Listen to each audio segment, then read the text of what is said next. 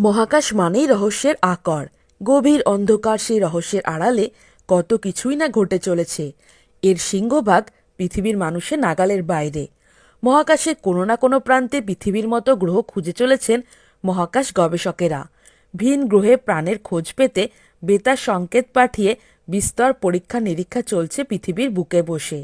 সেই রকমই একটি পরীক্ষা চালাতে গিয়ে 2022 সালে অস্ট্রেলিয়ার মহাকাশ গবেষকেরা লক্ষ্য করেন মহাশূন্য থেকে ভেসে আসছে অদ্ভুত এক সংকেত। 22 মিনিট পর পর সেই সংকেত ধরা দিয়েই মিলিয়ে যাচ্ছে মহাকাশে। সেই সংকেতের উৎস জানার চেষ্টা করতে প্রকাশ্যে আসে অদ্ভুত তথ্য। সেই সময় মার্চিসন ওয়াইড ফিল্ড অ্যারের পদ্ধতি গবেষণা চালাচ্ছিলেন জ্যোতির্বিজ্ঞানীরা। সেই সময় 48 ঘন্টা ধরে মহাকাশে ভেসে আসা বিভিন্ন সংকেত নথিবদ্ধ করার চেষ্টা করেছিলেন অস্ট্রেলিয়ার গবেষক দল। তাদের লক্ষ্য ছিল পালসার বা নিউট্রন তারকা এবং শ্বেত বামন গ্রহ। গবেষকেরা দেখেন মহাকাশ থেকে ভেসে আসা এই সংকেত নতুন নয়, 1 বা 2 বছর নয়, টানা 35 বছর ধরে পৃথিবীতে ভেসে আসছে এই বেতার সংকেত। এ রহস্যভেদ আজও করতে পারেননি মহাকাশ বিজ্ঞানীরা। কোথা থেকে আসছে, কারা বা পাঠাচ্ছে এই সংকেত? বিশেষ কোনো বার্তা বহন করে আনছে কি? সঠিকভাবে জানা যায়নি কিছুই। 1988 সালে প্রথমবার এই ধরনের বেতার সংকেতের অস্তিত্ব নজরে পড়ে জ্যোতির্বিজ্ঞানীদের। জ্যোতির্বিজ্ঞানীদের দাবি, কয়েক বছর আগে 21 মিনিটের একটি বেতার সংকেত রেকর্ড করা হয়। ওই সময় কয়েক মিলিসেকেন্ডের জন্য রেডিও সিগন্যাল পেয়েছিলেন তারা। পরবর্তীকালে কয়েক মিনিট ধরে বেতার সংকেত রেকর্ড করা হয়। গবেষকেরা এর নাম দেন জিপিএমজে 1839 থেকে 10। 35 বছর ধরে এই মহাকাশ বার্তার অস্তিত্ব টের পেলেও এখনও এর কোনো ব্যাখ্যা মেলেনি গবেষকদের কাছে। পুরনো তথ্য হাতড়ে ও অঙ্ক কষে মহাকাশ বিজ্ঞানীরা জানতে পারেন 15,000 আলোকবর্ষ দূর থেকে ভেসে আসছে এই রহস্য বার্তা।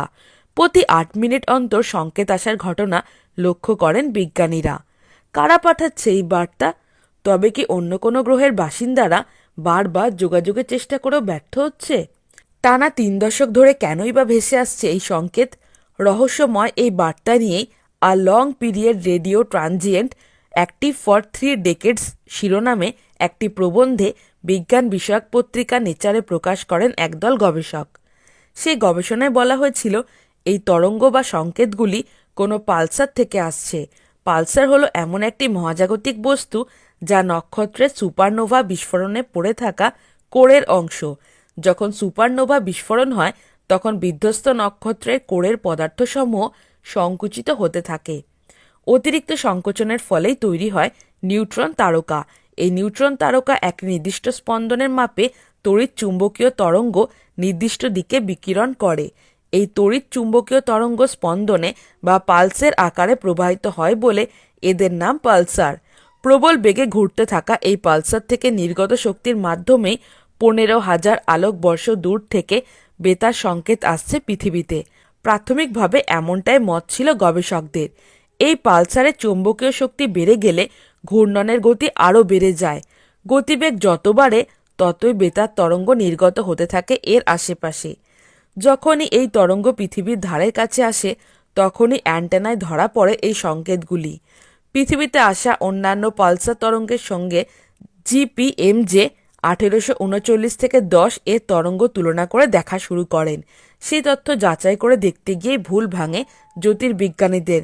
তারা বুঝতে পারেন গোড়ায় এই বেতার তরঙ্গ পালসার থেকে আসছে মনে হলেও আদতে এর উৎস পালসার নয়। সাধারণত পালসার থেকে নির্গত তরঙ্গের সময় দৈর্ঘ্য পরিমাপ করে এই মহাজাগতিক বস্তুগুলির আয়ুষ্কাল নির্ণয় করা সম্ভব। এমনিতে পালসারগুলির তরঙ্গ প্রেরণের স্থায়িত্ব 0.25 সেকেন্ড থেকে 2 সেকেন্ডের মতো। ক্রমাগত শক্তি প্রেরণ করতে করতে একসময় পালসারগুলি সেই ক্ষমতা হারিয়ে তরঙ্গ পাঠানো বন্ধ করে দেয়।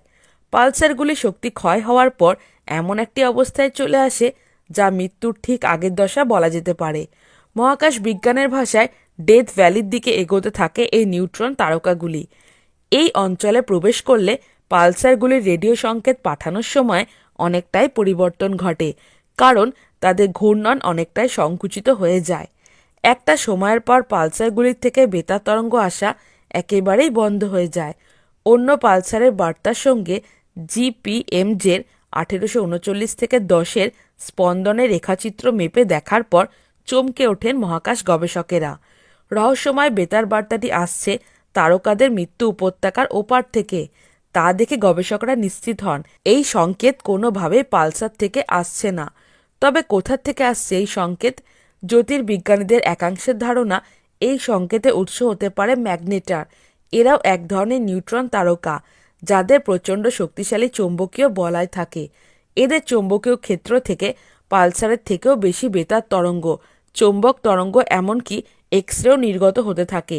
এদের সংকেত পাঠানোর সময়ও পালসারের তুলনায় কয়েক গুণ বেশি। জিপিএমজে 1839 থেকে 10-এর সেই তরঙ্গ অন্য ম্যাগনেটারের পাঠানো তরঙ্গের সঙ্গে তুলনা করে দেখেও হতাশ হন বিজ্ঞানীরা। কারণ ম্যাগনেটার থেকে বেতার তরঙ্গ বেরোনোর পাশাপাশি এক্সরে তরঙ্গ পাঠাতে থাকে, যা জিপিএমজে 1839-এর 10-এ অনুপস্থিত। সে কারণে জিপিএমজে 1839 থেকে 10-এর উৎস ম্যাগনেটারের সম্ভাবনা বাতিল করে দেন তারা। সেই মুহূর্তে মহাকাশ গবেষকদের মনে আরও একটি সম্ভাবনা উকি দেয়। পালসারের মতোই আচরণ করা আরও এক মৃত তারকা হল শ্বেত বামন পালসার। সূর্যের থেকে বেশি ভরের নক্ষত্রগুলি জ্বলতে জ্বলতে ফুরিয়ে যাওয়ার পর শ্বেত বামন পালসারে পরিণত হয়। ভর বেশি হওয়ার কারণে এদের মধ্যে শক্তিশালী চৌম্বকীয় ক্ষেত্র তৈরি হয়ে যায়। এর ফলে সাধারণ পালসারগুলোর মতো আচরণ করতে থাকে।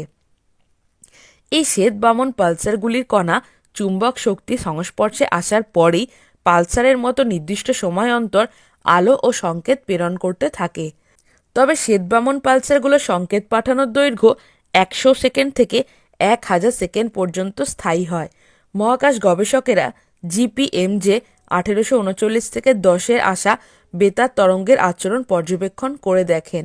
অন্যান্য পালসার বা ম্যাগনেটারের তুলনায় একমাত্র শ্বেত বামন পালসারের বেতার তরঙ্গের সঙ্গে জিপিএমজে 1839 থেকে 10-এর তরঙ্গের মিল রয়েছে বলে জানান তারা। এতগুলি সম্ভাবনার কথা জানালেও কোনোটিই সঠিক সিদ্ধান্তে এসে পৌঁছাননি বিজ্ঞানীরা।